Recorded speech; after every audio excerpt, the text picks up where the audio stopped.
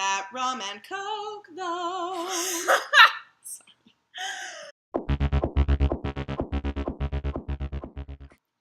Hello, everyone. I'm Rebecca. I'm Lelia. And we are the Boozy Booksellers. Alcohol. Yes, so we've been at Chase and Tails next door. Woo! We had some adult beverages. Courtesy of our mystery sponsor. Thank you so much to whoever sent us a gift card for Chase and Tails, and a wonderful note for us. We so appreciate it. We have such wonderful customers here. And I hope you're watching now, and thank you so much. So, it is July now, which is astonishing to me that 2017 is already halfway over. So we figured we'd do a little check-in video and sort of, share with you guys some of the books that we've read this year that we've really, really loved and we haven't necessarily had a chance to talk about yet. So let's get started. The first book I'm going to talk about is All Our Wrong Todays by Ilan Mastai. I hope that's how you say that name. Let's go with it. It really is like The Martian, but with time travel. And I was like, oh, time travel, I don't know about that, because I always say that ever since Lost, which was great. But the voice of the narrator is so funny that you're just like, I don't even care how this time travel works, lol, sure. And so he's very, very self-deprecating, and he makes a lot of bad calls, and you're like, I don't know about this, but okay. He's from, like, alternate 2016, like, the utopian version where, like, every avocado is always perfectly ripe, which, like, goals. A moment of silence for the 2016 that we actually had. Where we really are. Yeah, now it's even sadder. I think I read this, like, back in, like, last October. Oh, God. And he should not be allowed to time travel, and he does, and he, like, messes some stuff up, and the world ends up like what we have now. Only then he, like, falls in love, and he's like, well, maybe this is not so bad. And you're like, no, bro, those avocados, though. So, yeah, anyway, it's just really funny, and I appreciated it greatly. So, that, again, is All Our Wrong Todays by Ilan Mastai. Yep. So my first book that I'm going to talk about might be my favorite book of the year.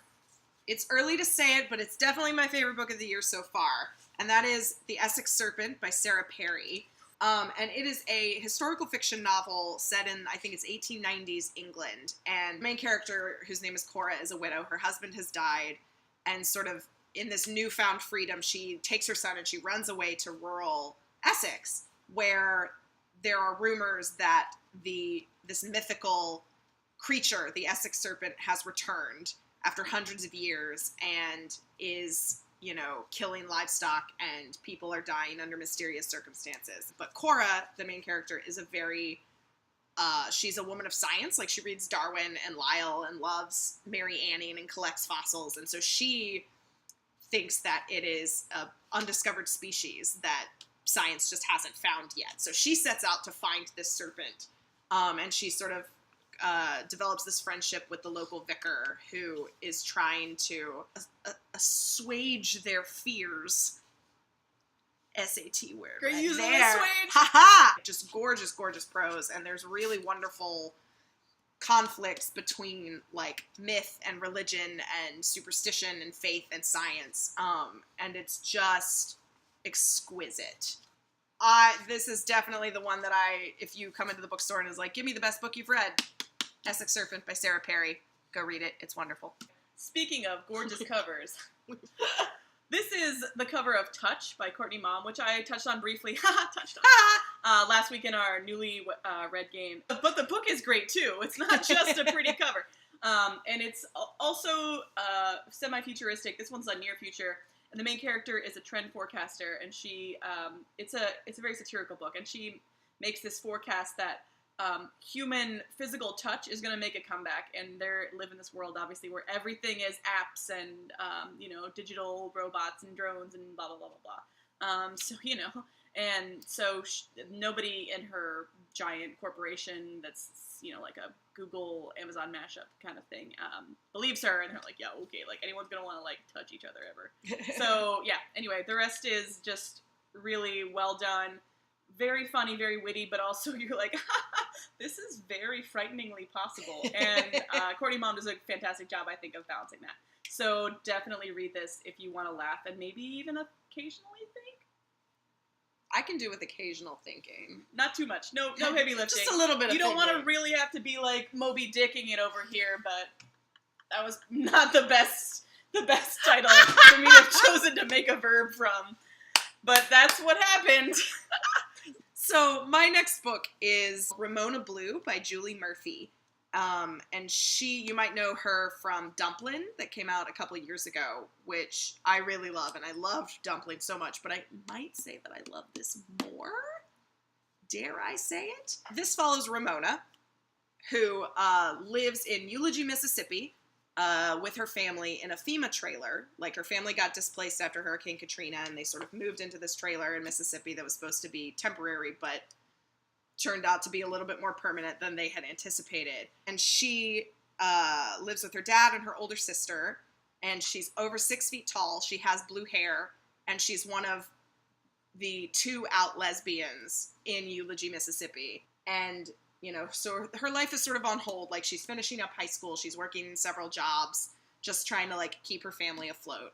And then her sister gets pregnant, so she has to suddenly deal with working more jobs. She has to deal with her sister's kind of crappy boyfriend. She has, like, her overworked father, her flaky mother, who has sort of not been in the picture a lot. So she's dealing with a lot. And then her childhood friend moves back, whose name is Freddie, and he was a competitive swimmer, and he convinces her to go to the pool with him. And so she sort of discovers this love of swimming as her feelings for Freddie might be changing, and sort of, it's a really beautiful book about, like, figuring out who you are and who you're going to be, which might not necessarily be who you think you are. And it also deals with issues like pregnancy and poverty and race and prejudice in really, really genuine ways that aren't precious. Like, it's very real, it's very genuine, and it feels like these could be real people, and I love it, and it's so wonderful, and you should read it. Ramona Blue, Julie Murphy. I'm going to stop talking now. Bye. I am very surprised to talk about the next book because I did not think that I was going to like it. It is Odd Birds by Ian Harding. You may know his face from the show Pretty Little Liars, or from a Various People magazine that you accidentally read one time in a waiting room. And it's about birds and bird watching, and also his life and acting. I went into it being like, I don't watch Pretty Little Liars, I don't really care about you, and I don't care about birds. So, what are you bringing to the table here? What you got, Ian? But that said, it actually is very funny, and I was like, this is surprisingly well written. Congratulations, sir. My favorite is when he talks about being in acting school and how he spent an entire semester as a jellyfish. Like, just being a jellyfish every day at school. And I think that's hilarious. He was a jellyfish. Having majored in theater, I can confirm, I didn't spend a semester as a tiger, but I spent at least 4 weeks as a tiger. I bet you were a great tiger. I was a great tiger. He talks about his career, and et cetera, and birds, and one of the things about him and what he loves about being in nature is, you know, he finds the ability to be fully present. And he acknowledges at one point, he's like, I know this is California hippie nonsense, and I agree, but also I'm like, no, but that's a real thing, and we should all strive to feel present. If that means going out into the woods and looking at birds for 3 hours, then more power to you. You do you.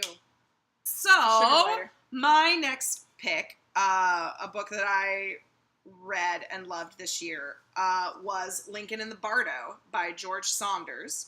Now, caveat, this book is bonkers, but it's so good. So, President Abraham Lincoln, in the middle of the Civil War, the Lincoln family underwent a lot of personal tragedy in that their younger son, Willie. Whoa. That was almost really bad. Willie Lincoln died of typhoid fever, some kind of fever. So while having to deal with running a country, literally killing each other, President Lincoln had to deal with the death of his son. Lincoln was recorded as going to the graveyard in Georgetown where Willie was buried before they sent his body home to Illinois.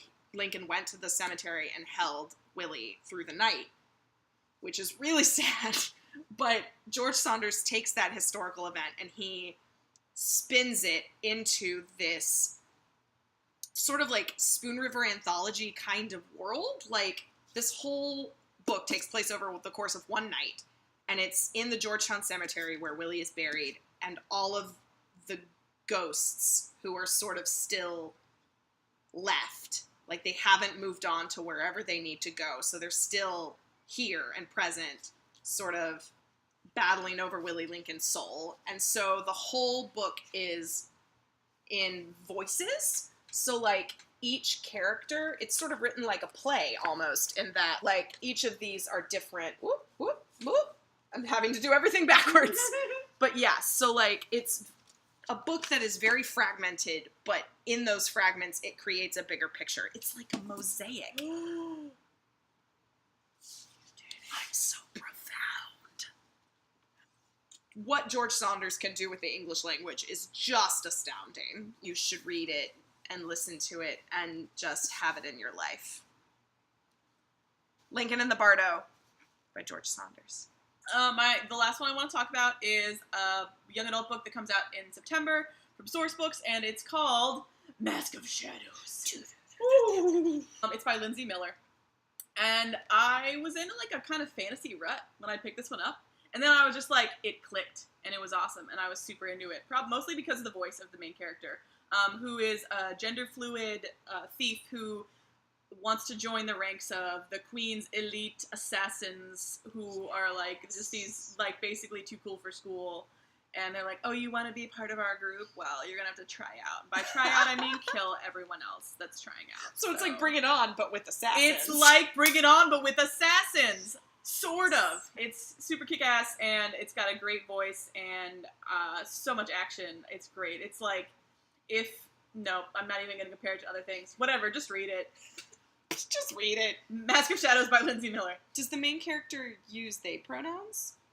No, the main character dresses as he or she would like to be addressed. And so every day, it's like, if I'm wearing a dress, call me she. If I'm wearing pants, call me he. Interesting. It's not that hard. And certain people in the book are totally okay with that and respond to that. And some of them are not and are rude. Always use the correct pronouns, people.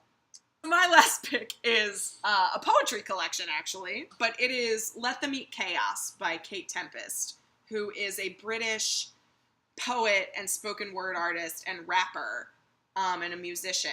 And so this poetry collection is also an album that she's written and released. So, like, what I did was I listened to the album on Spotify and then read along, which was really cool to, like, see where the differences are. Like, there's a little bit of difference between the printed text and the album text, but it's so good. It's really short. It's only 72 pages in print. It is this long poem about, I think it's seven neighbors on this London street who are all awake in the middle of the night at the sort of time freezes at like 4:18 in the morning. And all of these people are awake for various reasons. And there's a storm coming over London, and they see it, and sort of we go into each of their heads and each of their lives and sort of their circumstances, and they sort of stand in for our society as a whole. Our society is very alienated from each other in a lot of different ways, be it technologically, politically, socially, whatever. And sort of this is a, like, really sort of vicious sort of cry to break all of those barriers down and sort of see each other for who we are and who we can be together. Which, like, no one does better than Kate Tempest. Like, look her stuff up on YouTube. She's amazing. Her single, Europe is Lost, is a really great one that I am super into, and it's part of this collection. So if you're in a poetry mood, pick up Let Them Eat Chaos by Kate Tempest and have your life changed.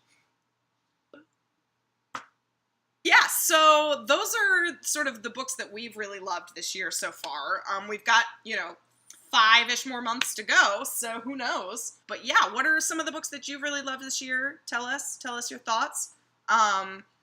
either in the description box down below or hit us up on Twitter or the social media or whatever. The social media. The social medias. I am a 97-year-old grandfather. I don't have the Yahoo. I only have the Google. Bye! I